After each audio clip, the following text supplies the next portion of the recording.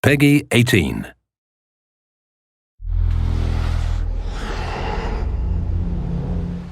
Hi, my name is Ashraf Ismail, Game Director of Assassin's Creed 4 Black Flag, and I'm very proud to be showing off the Caribbean open world. Here, we're going to start with Edward. After completing a few missions, he's met up with the assassins, but he's not yet bought into the creed, so he still has this selfish need for fame and fortune. Edward is one of the most unique characters we've created for the Assassin's Creed universe. He is a man who is still trying to figure out who he is in life and what he wants to get out of it. At this point in the story, he still wants that fame, so one way to get it is to complete these assassination contracts. This is a way to make money and to gain a bit of notoriety. So here we go. We have 2 targets to take out, 2 Templar brothers. So we're going to accept the contract, and the world map is going to show us where this contract takes place. So we see here that the contract is actually very close to us. It starts in the village we're in, but as we zoom out, we want to show you the world that we have. Many locations, over 50 locations, centered by Cuba, the Bahamas, and Florida up north. This is a massive world. There's a lot to find and do in this Caribbean Sea. But now we'll get back to the Fisherman Village and go after our targets. The Fisherman Village, it's one type of location in this world. It's really here as a convenience to the player. This is where you can start missions, where you can shop to upgrade Edward and the Jackdaw itself. It's really about the mood and the ambiance of the Caribbean Sea. In the distance, we have a tavern that we're approaching. Taverns are places where you can hire crew, play mini games, drink if you wish. But for now, we're going to focus on the targets and take them out.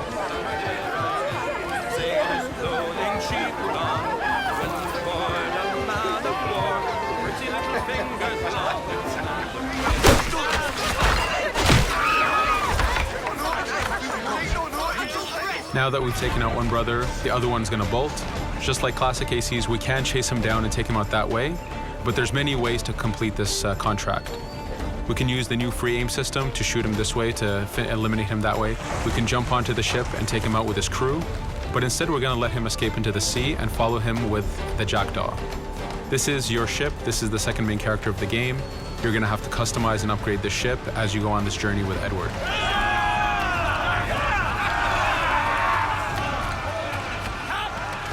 We've seamlessly gone from a ground chase right into a naval chase. We could destroy the ship and complete the contract that way, but instead, using the spyglass, we can see that he's carrying a lot of rum. Rum is important in the economy system. It's one way of making a lot of money if you sell it properly. So instead of destroying the ship, we're going to plunder that ship. Fire! Here you can see the upgrades that we've made into the naval combat. Using the front cannons, you can shoot chain shots to slow down the ship. Using the new round shot mechanic of trajectory aiming, you can aim for the hull and do a lot of damage this way. This specific enemy is what we call a frigate. Frigates are the type of ships that you need to destroy as fast as you can, because the longer the fight lasts, the more damage they're capable of doing. We have other enemy types like the Charger or the Man of War. The Man of War is a massive ship capable of carrying over 100 cannons. These are ships that you really need to upgrade to be able to face. But now that this frigate has been demasted, we can start the boarding. Boarding, it's very important. You are a pirate. This is how you gain cargo. This is how you take on ships. So here we can start the boarding from any orientation or angle we wish. The distance even matters. If you get too close, the 2 crews will just jump right into each other. If you start a bit further, you can jump in the water and go in for a sneak stealth attack. We have 2 objectives to accomplish for this boarding. We can take out the captain, and we need to take out some of his crew. So using the swivel gun, we will efficiently take out a lot of the crew.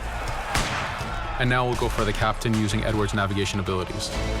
Here, again, using the new free aim system, we have a dangerous enemy on the other side taking out our crew. We can easily take him out with a headshot. So what we see here is that 2 ships have come together to create this 3D environment where, using your assassin abilities to navigate, to be stealthy, you can take the advantage and get the kill by surprise. Now that we've taken out the captain, we still need to take out a few of the crew members to complete this boarding. Now that we've plundered the ship, we're going to gain that rum that we saw earlier, but we're also going to gain ammo and crew members and some gold.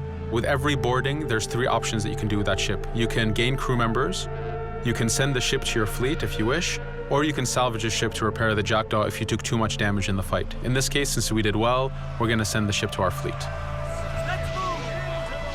Now that we're back in the Caribbean Sea, we needed to make sure that every minute something is being advertised to the player, something new for the player to do. In this case, we have this uncharted location. These are what we call playas. We have over 75 of these in the Caribbean world. Every playa has something very important for the player to find, something that will help in upgrading Edward or the Jackdaw. So it's in your advantage to explore these locations.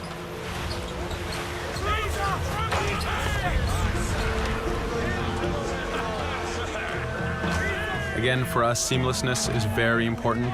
We needed to be able to explore this Caribbean world without having too much interruption in the action. So being able to just let go of the wheel anywhere we want, jump into the water, and swim over to that location. This is very important for the mood and the immersiveness of this Caribbean open world. Here, as we get on the playa, in the distance we can see that there's a faction battle, but closer to us we can see that there's this poor drunken sailor who's passed away. But being a pirate, of course, we're going to loot his body and see what he has for us.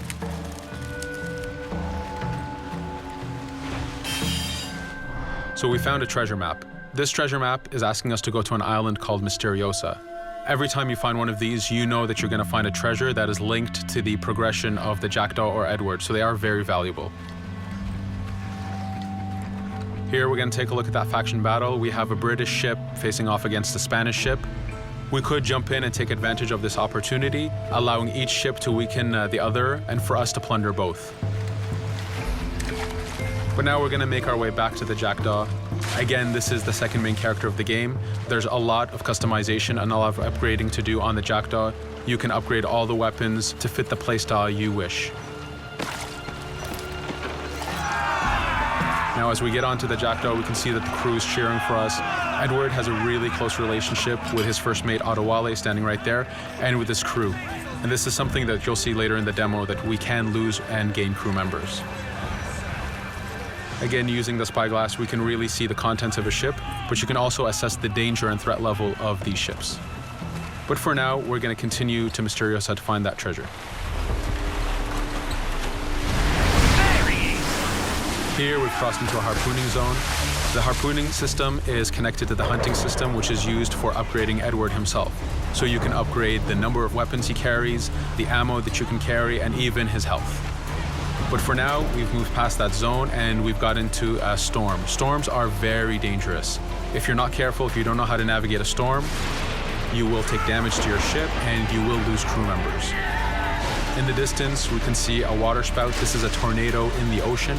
These are very dangerous. They can suck you in, and when they do, they tear the ship apart and take out your crew. Here we can see its effect on a ship. This poor ship got sucked in and got destroyed. Storms are very dangerous, but we wanted the player to take advantage of this. When you've mastered a storm, when you know how these systems work, you can pull enemies into a storm and let the storm do damage for you. So there is a strategic element to using a storm in the world.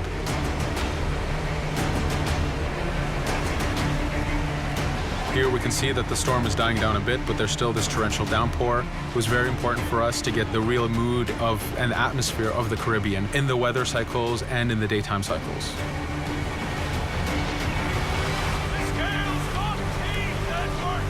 But here, since we've survived the storm, did pretty well, let's order our crew to sing.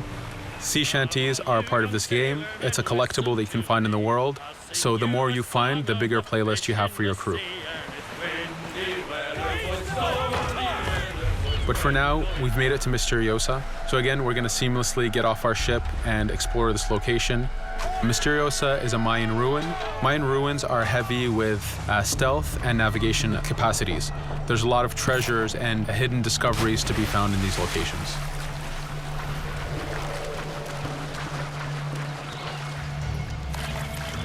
If we recall the treasure map, the treasure is hidden behind a temple. So just by quickly looking around, we can see that temple looks about right. So that's our objective. We'll head there. As we go this way, we can see there's a lot of guards on the beach. We could go in and fight them if we wish to, but to show off that this is a mini open world, we're going to try to find a different route to get to our objective. Here, we've seen a guard. We don't want to alert him, and we don't want to alert the guards on the beach, so we're going to use our stealth ability to take him out silently.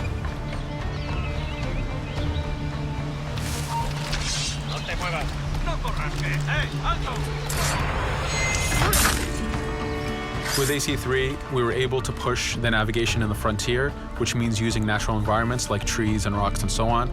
Mayan ruins are the perfect place where we mix man-made structures and these natural environments. So you really get to feel how far the navigation abilities of the assassin have come since the original game. In the distance there, we can see another part of the island being blocked off by a patrol of guards. We're going to avoid it for now and go for that treasure.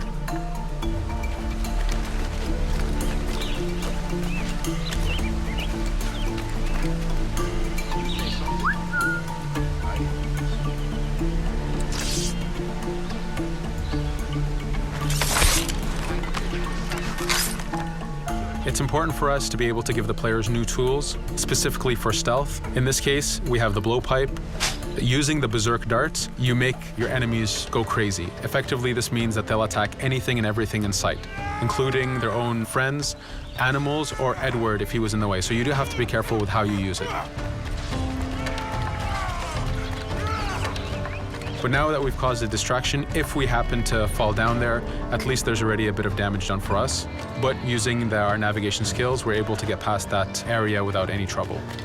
There in the distance, you can see the jackdaw placed exactly where you left it when you got onto this location. It's really important for us to show the beauty of this Caribbean world. The Caribbean has some amazing vistas, and we pushed ourselves to replicate this in the game.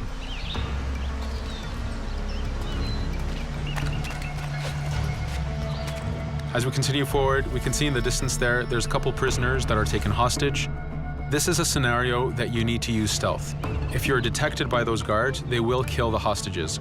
So in this case, it's to your advantage to use the environment to figure out how you can take out those guards without being detected. In this case, it's 2 guards, so it's not too hard. There are other scenarios where you have more guards and you have to figure out how you can take all of them out at the same time. Now that we've freed these prisoners, they are more than happy to join our crew.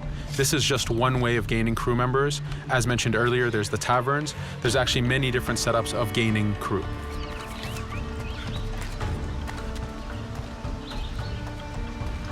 Here, we're going to go back to the treasure map. We can see that the treasure is actually behind the temple near a fountain. So if we just look around, we can see that it's around here.